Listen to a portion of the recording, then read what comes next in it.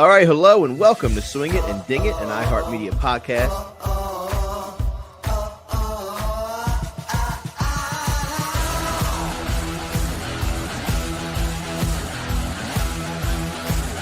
Man, this is a birdie fest.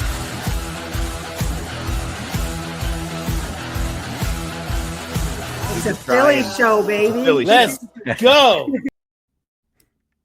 All right, welcome in to Swing It and Ding It. On this major championship week, Harry Mays, the U.S. Open has arrived. I don't know if you've heard the rough is thick. Well, Yeah, the rough is deep, Moose. I don't know if you've seen any coverage on that or any not balls a whole lot. Not a whole, but it's hard to believe that we're already at the third major of the year, man. Like, you know, we anticipate all these big events, and then the Masters comes, and then pretty soon, boom, you're in the summer, and it's almost over. You're like, man, we're a month away from the last major.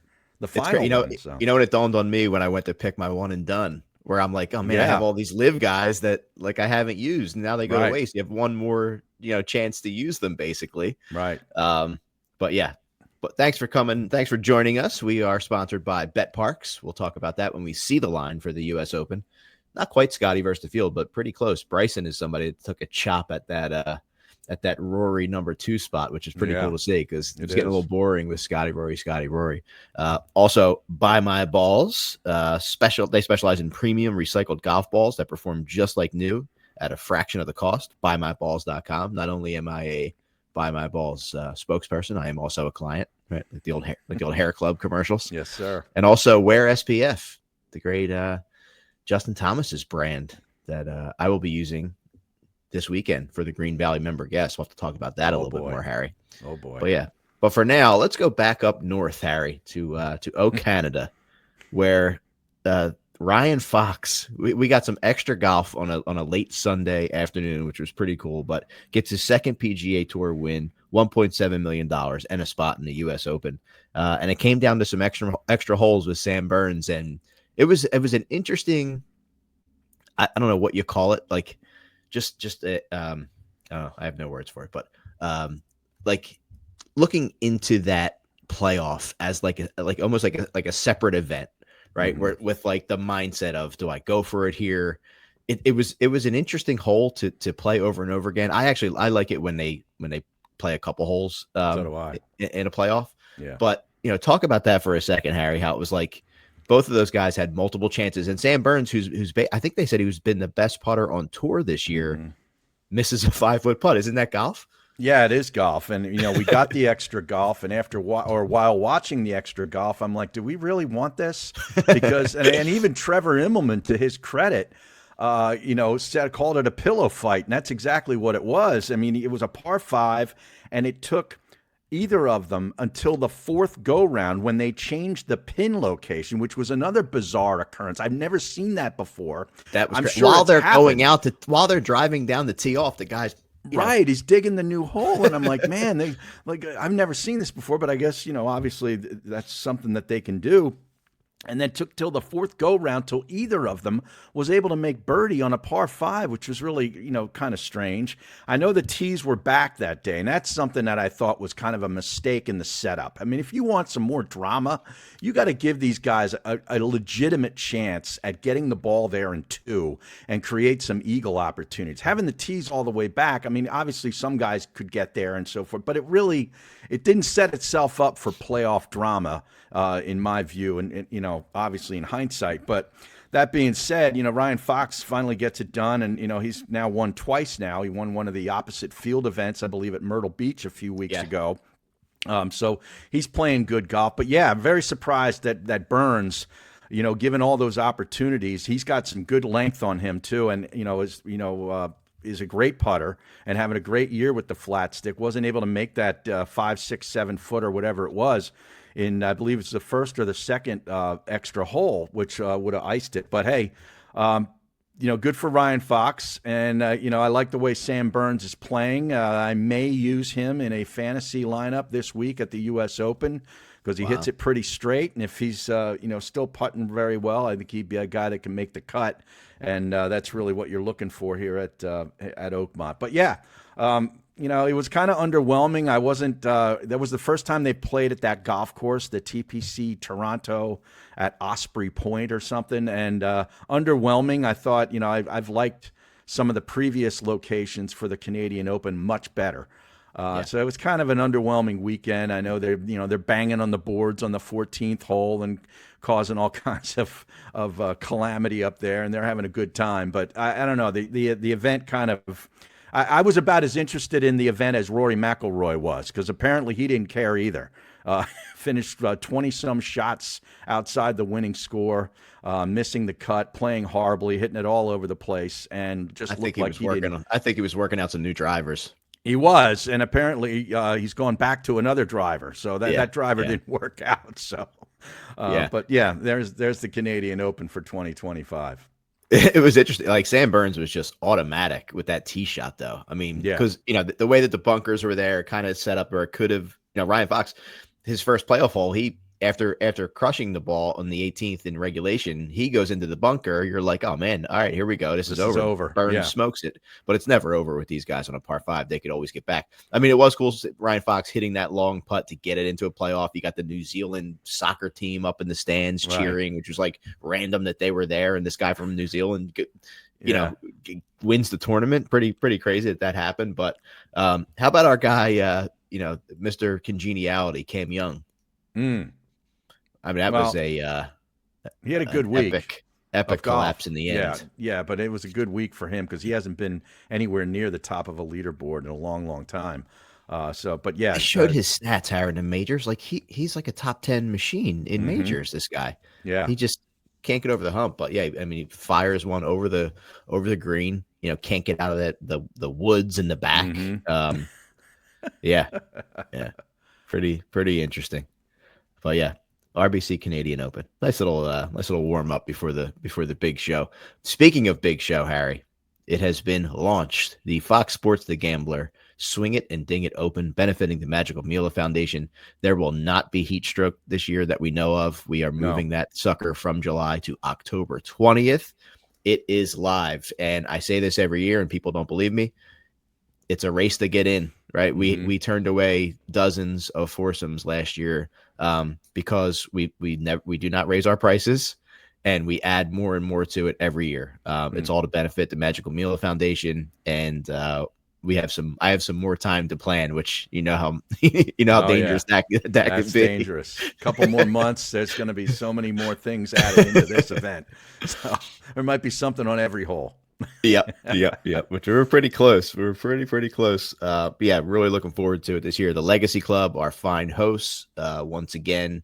And if you remember last year, October was just spectacular from a weather perspective. I mean, so we are hoping to continue that this year because it would make it really cool. No issues with the Eagles. They play away the day before in Minnesota. I was wondering, could it be a Monday night game or something like that? But I think it'll be perfect. We'll probably start a little bit earlier, just because of the daylight. But not too much change. But get in there. They are. I think we have the link is in our bio in our Instagram. Check our social media. We have foursomes, twosomes, sponsorship information. Just hit us up directly, and we'll take care of that. But looking forward to that. Sounds good. Looking forward to it. Absolutely. What's going on in your golf world, Har? Well, I got a match later today. We've got about 12 guys, three groups going out in the afternoon at the 1912 Club. But it's crazy. Because we've had such crazy weather. It's been very wet, obviously. We've gotten a lot of rain in the month of May and even in early June. So the golf course is soft. And typically for a really good player, they love that kind of thing. It kind of prohibits me from a few yards more off the tee kind of thing. And a lot of times I'll try to bounce stuff in on the approach shots too. And you're not getting any of that. When the ball hits in front of the green, it pretty much stays where it hit. So those kinds of things have kind of prevented me from lowering my scores. But playing with the handicap that I'm playing with in these matches with skins on the line and so forth, teammates. And, I've been actually pretty productive. I've actually won skins in the past 3 weeks events. So, that means I'm making some birdies, I'm having some really good holes. So it's been a lot of fun. I feel like I'm hitting the ball better than ever. And have kind of, brought it in. The dispersion is good. And, getting used to these new irons, the Callaway irons that I got about a month and a half ago now, and the short game is actually getting better. So you're like, how are you not scoring any better? Well, come out and watch me play sometime, and you'll see it. You'll be entertained, to say the least. How about you? Love it. Well, this is a big week for me, Harry. This is Green Valley member guest week. Oh yeah, Greenie and I. This is circled on the calendar every year. Absolute incredible event. Coop and his team over there, Jackie, the rest of the staff, they do an unbelievable job with this event. So this is something I look forward to every year. So practice round late afternoon, early evening on Thursday. We'll get 9 holes in, and then three nine hole matches on Friday, and then 2 on Saturday. How's the weather looking? Weather looks okay. Saturday looked iffy, but it seems like it's getting a little bit later and later. Okay. So I'm hoping it holds off until we wrap. I mean, it's going to be super. It always is hot, and it's going to be really hot. So you might get some thunderstorms, but they always do a great job of getting everything in there. So looking forward to that. So my goal this year. What's the format for the 3 nines on Friday? So it's match play. Okay. I guess you call it foursomes, right? If better score of partner. Yeah. With I think it's 90% a handicap. So my goal this year is just to go in with a clear head and consistency, right? I wind up, which way do I want to hit the ball? Which ball do I want to play? So I'm eliminating all that. I'm going in with what the plan is, and I'm sticking with it the whole time. Okay. And just trying to swing nice and easy. Well, I know you got a new 7-wood in the arsenal. Will that be on display this weekend? It has not arrived yet. Oh, really? It has not. Okay. I ordered it and I paid for next day, and I haven't got a notification yet. I was hoping to have it in hand and play with it during the practice round. I mean, it's the same specs as my driver, very similar to my 5-wood, so I feel like I'd be comfortable with it. But I feel like that's a club that would serve me well at that course. Yeah. Because I was trying to see kind of where I have a gap. What are you looking? Are you replacing more like 4-iron? Or? More like a 6-iron, 5-iron in that range, like that 180 to 190, 195 shot. I'm hoping that's where it gets me. We'll see. But yeah, that's nice. That's what I'm looking to do. I have one and I like it. I've had it for maybe it might be my second full season with it. Okay. So yeah. I'm hoping it gets here by today, but I don't think it's likely at this point. But maybe I'll stop at a store and get one and then return it. Return the one that comes in the mail. We'll see. Right. Yeah, but that's the plan for this weekend. So I'll make sure we post some stuff about it and keep everybody informed about Greenie and I's progress. Greenie's steady, man. He just I know what you're going to get. He's going to score points. I have to help him out. That's my goal. I gotta steal a couple holes, right? Maybe a couple where I'm popping, and get us some points. So well, now that you've been there a few years doing this, like you obviously know the golf course pretty well. And have you say you got a plan? You have a plan for each hole as to what you're going to use off the tee, and you're just going to stick with that. Yes, absolutely. Yeah, it's a lot of where the Legacy Club is a lot of right to left. I feel like Green Valley is a lot more left to right. And I'm playing more of a cut right now, so I'm just going to stick with it. Just stick with it and take an extra club when you need it. Yep. Just go nice and easy. So I tell you, talk about that. The air has been pretty heavy here lately, where you'd think like it's getting summertime, the ball's going to fly further. I haven't noticed a whole lot of that yet. Now that might start this week. Yeah. But the air's been pretty dense, and I've been taking in one extra in a lot of situations. So interesting. All right. Well, we are here, Harry, the U.S. Open at Oakmont. And it's so cool. I mean, I was fortunate enough to play this course October of last year. It was one of the most fun rounds I've ever played. One of the coolest experience I've ever had, thanks to our friends at All Access. Don't forget, there's a link in our bio for special pricing for All Access to get you into some of these great places and on these awesome trips. And the place is just so special. It's a time capsule. I mean, it's a museum, it's a golf course, it's everything. And I'm so excited to watch this weekend to see what these guys do. We joked in the opening, but they are setting this up to be a bear of a golf course. A torture chamber is really what they're setting it up to be. And I just got to ask you, like, what was it like on that first tee with that downhill shot and with the green running front to back, which is downhill as well for the second shot? We're seeing guys, Zach Blair putting from 125 yards or whatever off the green, and he actually put it really close to the hole. It was an amazing putt. The one that we're obviously referencing on social media. But how did you go about playing that hole, since it was your first and you were probably nervous? I would have been nervous. So take us through your first hole there. Interestingly, no, that's par 4. Is that par 4? Yeah. Right? Mm-hmm. How about that? So we actually, the way it was, I started on 14 that day because they started. They started us on the course. But on number 1, intimidating, right? Being up on that tee, I kind of like duffed my drive. I don't know what I got out of it, but off to the right and like went nowhere.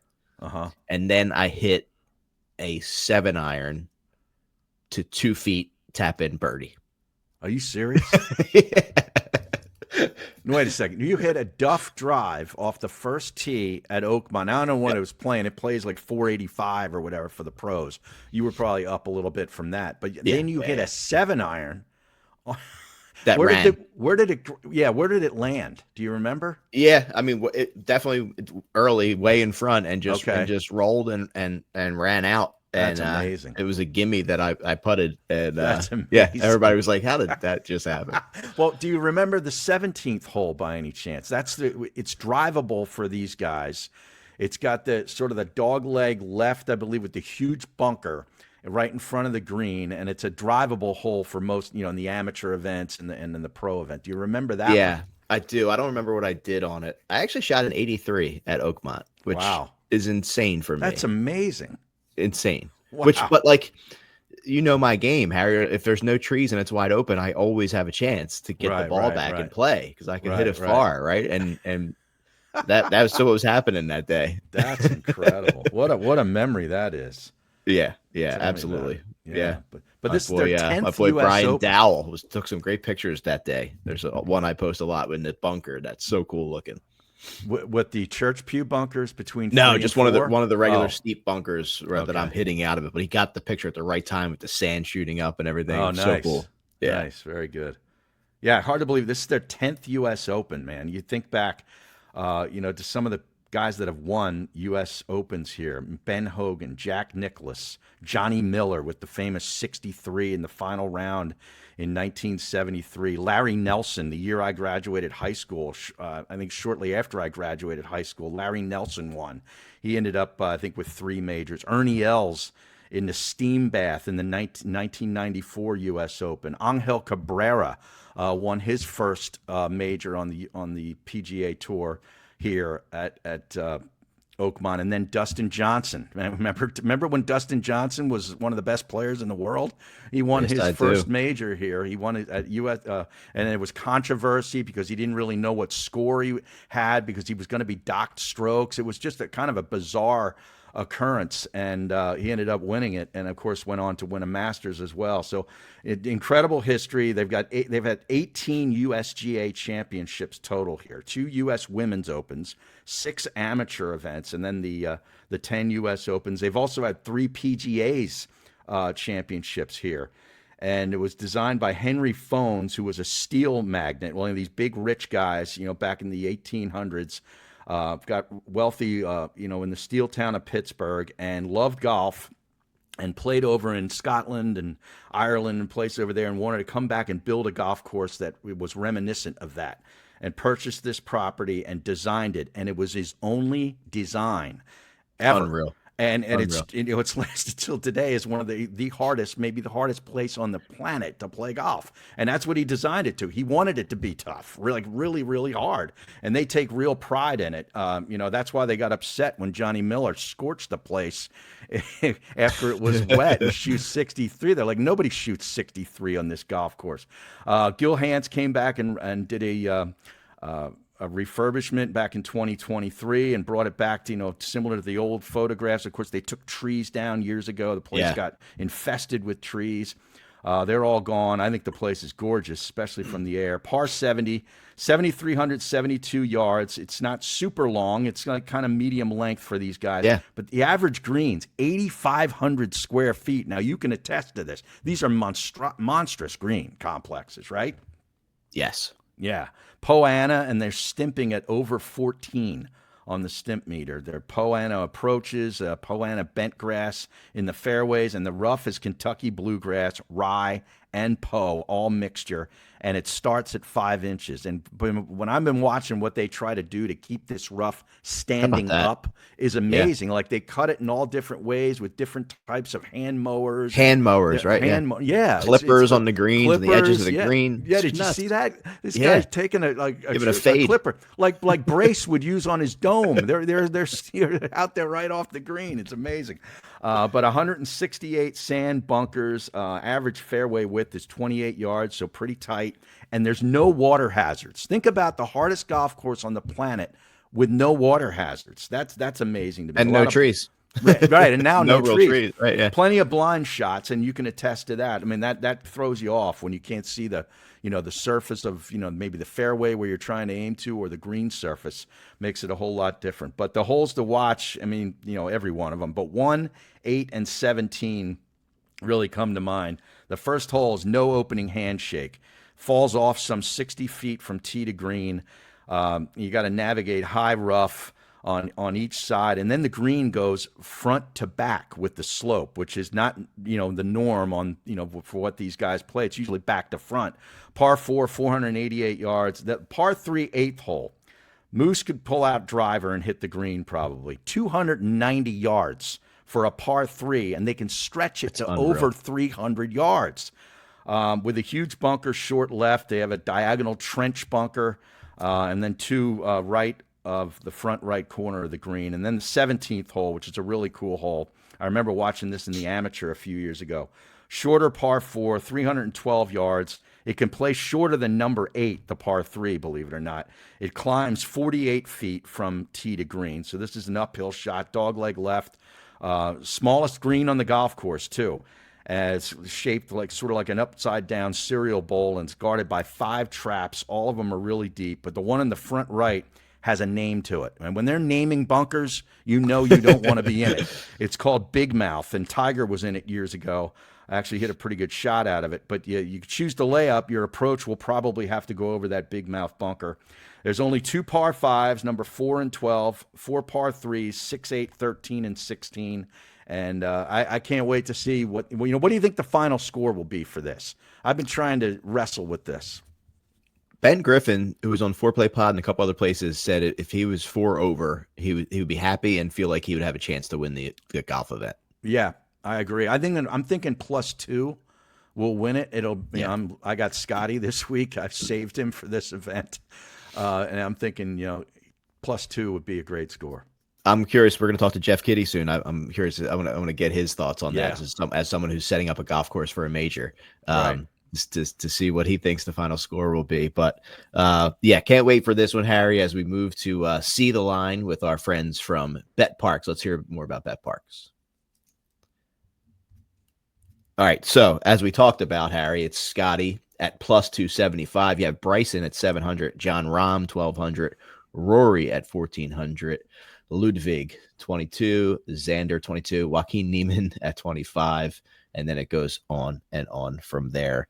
An interesting stat from our friend Jeff Ulrich, who's a great follow. Make sure you follow at the Fantasy Grind. At the Fantasy Grind. U.S. Open winners of and this is interesting too, with Jeff Kiddie coming on. U.S. Open winners of the past 6 years and their respective PGA Championship performance of the same year. 5 of 6 finished inside the top 10 at the PGA Championship. 5 of 6 gained over 7 strokes. In 2019. Woodland T8 at Bethpage, Bryson 2020 T4 at Harding Park, John Rahm 21 T8 at Kiowa, Fitzpatrick T5 at Southern Hills.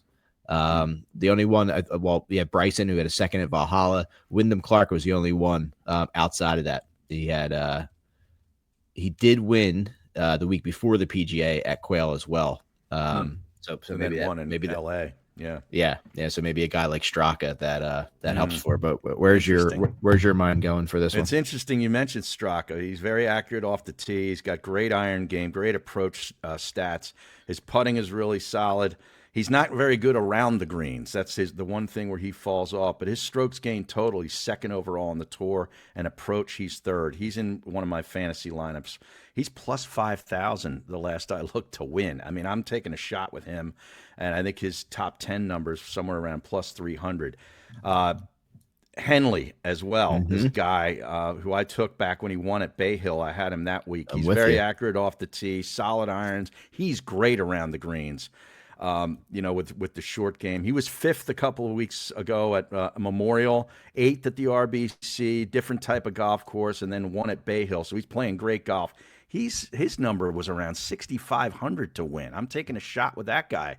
Those are my two quote unquote long shots in this event. I'm taking Schauffele over Oberg in a matchup, and I'm taking Spieth over Hovland in a matchup. And my fantasy team is Scheffler, Straka, Henley, Burns, Spawn, and Aaron Rye, another guy who hits it as straight as a string. Like it. I like it. It's hard not to like Bryson this week. Went there, played the course, filmed the entire thing, which that's what Bryson does. But that plus 700 number, it's pretty wild. What do you think about Scheffler this week? I mean, it's hard not to. Well, he's see my him just... one and done player. I've saved him. Oh wow. This. Yeah, he's my one you and know done what? guy. I had him too, Harry. I saved him too. Yep. I did. Wow. Yeah, I'm just you and like I both showed restraint this year. We did. Yes, we did. I took Bryson at the PGA. A couple of weeks ago. But if he's going to try to bomb and gouge this golf course with 5+ inch rough that's standing straight up, I'm very curious to see it. I'll be entertained wildly, and maybe he'll be able to pull it off. Who knows? But I don't think he's the winner this week. Yeah, the guy I'm really curious to see this week is Jon Rahm. Yeah, he's my alternate. Yeah. I mean, I think you're going to see him in the top 5 or. He's 50th, right? That's kind of how he rolls. But yeah, very very curious to see, and I think it's going to be very telling from the start of this tournament, like just how people acclimate to this golf course and if they're comfortable with it, and if they can get it out of the rough and hit the ball straight. But very excited for this one for sure. So looking forward to it. All right, let's take a quick break, and we'll be back with Jeff Kiddie, head golf professional at Aronimink, the host of the 2026 PGA Championship. We'll get Jeff's perspective on everything going on this weekend and obviously preparing his golf course for a major championship. Be right back. All right, welcome back to Swing It and Ding It, and we are joined once again, return guest, Jeff Kiddie, head golf professional at Aronimink, host of the 2026 PGA Championship in May of next year. Jeff, welcome back to Swing It and Ding It, man. Yeah, thanks for having me again. Absolutely. So, we'll talk about everything that you're doing to prepare. But you had a busy morning this morning to Philly Amateur. It's never an easy week at Aronimink. There's a lot of stuff going on there. So, cool event going on right now on your golf course. Yeah, pretty neat that we got the 125th Philly Am going on right now. So it's been on the books for a few years, and we're happy that it's here. And it's been a pretty good week, all things considered. A little bit, iffy the first couple of days with weather, but it's been really good the last 2 days. Tremendous. Well, tell us about your golf course as you prepare for this PGA, which is less now than a year out. You've obviously been prepping for this quite a while. What differences may we see? Because there's been majors played on this a long time ago. There's been PGA Tour events here. There's been the women's PGA just a few years ago. What differences might we see this go round? Yeah, it's coming fast, and most of our prep work for the golf course has been completed at this point. So we've done a few things with narrowing some fairways to challenge these great players, just to pinch them in a little bit in some of the drive zones. We've expanded some of the holes. We've lengthened some of the holes. I think on 5 holes we've added new tees, but we've even built a forward tee on 13 to make the hole more drivable too. So kind of going both ways to create a little bit of interest. Very cool. I was fortunate enough to play the course last year with our friend Wes Patterson, Harry. Oh, yeah. It was cool to see those guys play the course, guys that could go back on the back tees and hit the ball far.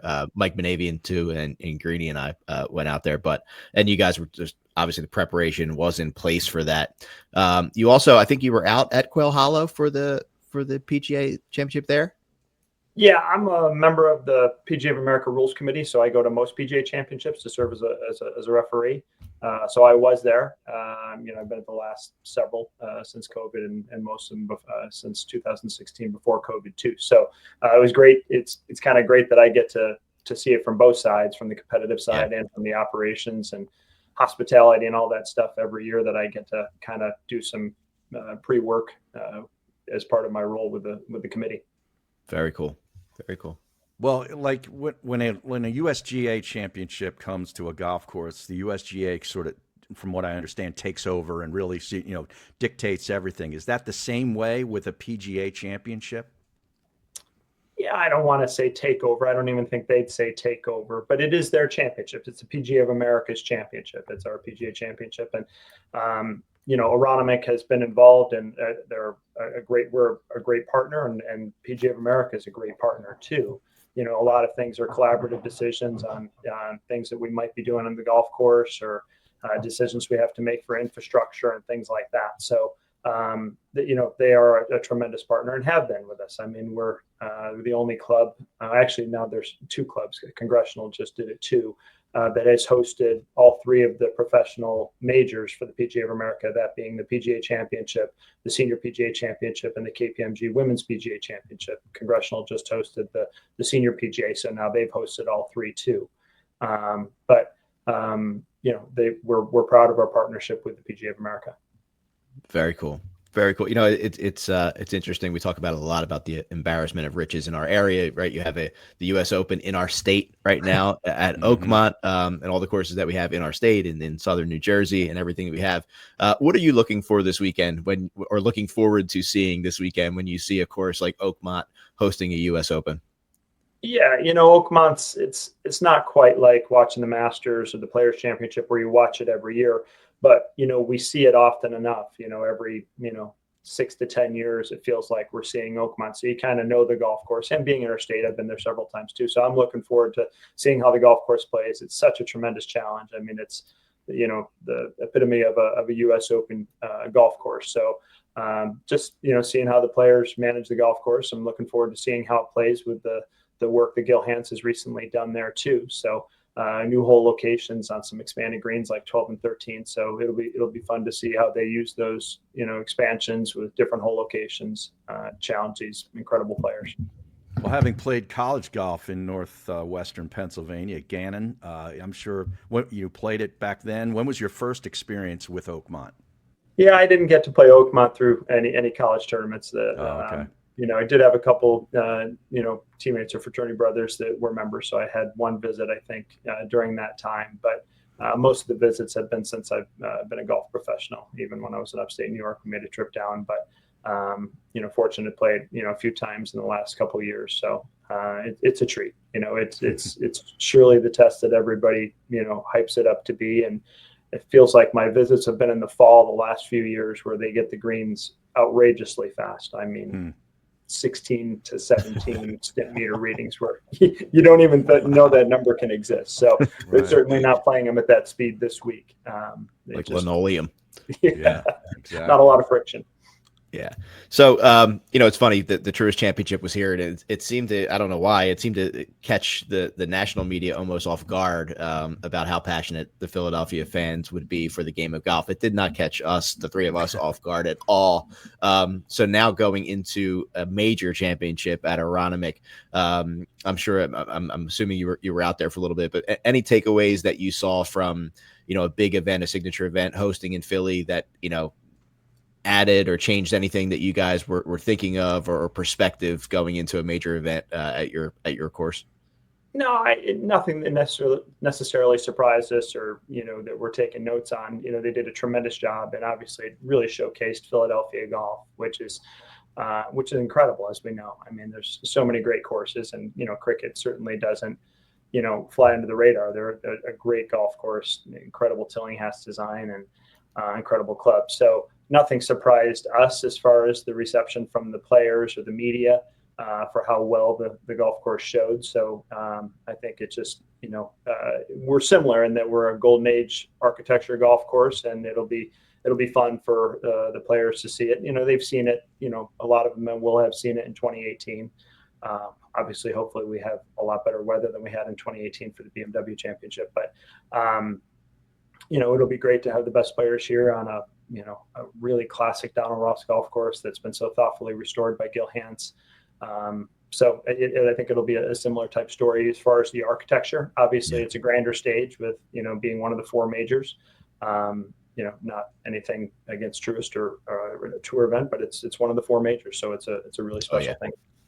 Well, speaking of Donald Ross, I had read somewhere that 20 years after he designed it, he thought of Aronimink as his masterpiece, and that he might have even outdone that. So, what is your conversation? I'm sure there's a lot of Ross devotees who reach out to you or, want to come and play the golf. Where does this one sit as far as the Ross architecture people, amongst all of his designs? Is it right at the top? Yeah, I mean, he did so many golf courses. He's credited with doing so many golf courses, and we all wonder how much he could have been at each of these places, right, at that time, to travel. But, we feel fortunate that, and we have proof. There's an 8mm film that you can find on YouTube of Donald Ross on property. You can see the clubhouse in the background. So we feel good that, what he drew and what was constructed, had a lot of his fingerprints on it because he was here. So, it's for a northern golf course. We're an older Ross. It opened in 1928. When you look at a Gulf Mills as a 1916, or some of his even earlier work up in New England. So it's a little bit later. And I'd say the style of the bunkering was a little bit different than maybe Gulf Mills was when it was built, or maybe Essex up in Massachusetts, or some of his earlier work in New England. The bunkering was a little more dramatic with, flash sand instead of the grass face bunkers. And it was a really long golf course, even when it was built, and has obviously remained a long golf course. So it was built to be, big and broad. So, we're unique very much for a golf course that's nearly 100 years old, that we're still playing on our original greens, all in the original locations, the original fill pads. So very, very authentic Donald Ross. So take a second to talk about your membership, right? We know when an event like this comes in, it could be disrupting, right? It could be a lot of change. But from what I've seen in other events, I think it's something that is absolutely embraced, and you see that pride coming through with the members being able to showcase their course. So just talk about how this year, especially in planning, comes into play with the membership and how they've responded to that. Yeah, it's part of our DNA to host tournaments and host championships. I mean, starting with the 1962 PGA Championship, and this is the first PGA Championship in Philadelphia since that 1962 PGA Championship that Gary Player won. So it's been a long time since this championship's been in Philadelphia. So it's really important, and we've hosted other events. In just in my time, 3 tour events. And the KPMG Women's PGA, and then even the Senior PGA in 2003, which was before my time here. So it's part of what the club does. So yes, is it an interruption? Sure, but I think the vast majority of the members really embrace it and know how incredible this opportunity is, really being honored to host one of the 4 majors. And really, if you think about it, only one of the 2 events that a club like ours could get. We're not going to get the Masters, and we're not going to get the Open. Right. So it's a U.S. Open or a PGA. So there's very, very limited opportunities. So really embracing it. Club's really, very involved in the volunteer aspect and all the chair positions for the different departments of volunteers and hospitality sales. So I mean, there's a lot of members very heavily involved in the success of this. Is there any pool going around as to what the winning score will be yet? Anybody taking any guesses? Not yet. It's so out of anybody's hands. I mean, it's whether, just like Oakmont this week, if it's firm, it'll be very, very challenging. If it's softer and the players can attack the flags a little more liberally, they'll shoot numbers that maybe Oakmont members aren't thrilled to see. It's just what it is. They're incredible players, and the winning score is so dictated on weather and conditions, which is largely out of our control. So I guess the best way, pgachampionship.com, right, to get all the information. Are there still opportunities for volunteers? Anything else that's needed from the area? Yeah, the volunteer aspect, 3,000 volunteers it takes to put this on. Wow. Put that in perspective to 1962, I think it was like 400 or 500 people they had for volunteers. So it's 3,000 volunteers to make this work. So we rely on the community to really help share the load with that. And the response has been incredible. I think there's probably 3 times as many people interested in volunteering than spots available, which is just incredible and shows the love of the game in our region. Ticket sales are showing the same thing. The pre-registration for ticket sales outpaced every market in the last 7 or 8 years. So again, we haven't had this since 1962. We've had other major championships, but that's been since 2013 that we've had a major in our area. So the area is starved and excited for it. Let alone that the year it is in sport in Philadelphia. It's going to be an incredible year next year. Yeah. We are looking forward to it. Go ahead, Harry. Sorry. Well, it's just one last one. What do you think about the Philadelphia area as a PGA Tour stop? Should it be an annual thing where maybe a couple of clubs get together and say we'll do it every 4 or 5 years or whatever, or is it just better off that every now and then a major championship comes this way? That's an interesting argument. You could probably make a compelling argument from both sides that when you don't have it here for a long time, it creates the demand that we're seeing with this, and how quickly ticket sales are going, and how many people want to volunteer to be a part of it. But there's a lot of markets that have it every year and support it every year, like a Charlotte, and they do great with it every year. I mean, obviously, I think the interest is there. I mean, you saw it at cricket. We're seeing it for us, and we'll see the same thing in, several years at Marion in 2030. And it'll be the same thing. But, we tried to do it for a couple of years there with Waynesboro. Not we. I mean, the market did with the 84 Lumber event that went back and forth from Western Pennsylvania to Waynesboro. And I think it did nicely. It wasn't the best spot on the calendar. So obviously in the PGA Tour calendar has changed a great deal since that event. So, the Truist was really special. It's an elevated event that has that limited field, but has had really incredible field, had almost all of the top 10 players, just missing Scotty, I believe. So it's, there's certainly golf courses that the players would be interested to play, I think, regularly. It's just whether or not they could figure out a way to do it, calendar wise and things like that. Well, we are looking forward to it for sure. It'll be here before we know it. That's the one thing we know. And we thank you for joining us. Continued success. Good luck with the event this weekend and with the entire summer's calendar. And make sure you head to pgachampionship.com to check out all the information for next year. And we're excited to be out there and see it firsthand. That's for sure. Guys, thanks for having me on, letting us talk about the PGA Championship. We're really excited about it, and so I appreciate it. Absolutely. All right, thank you for listening, and we'll be back next week. We'll let you. We'll recap who made it through the rough at Oakmont. Thanks for listening.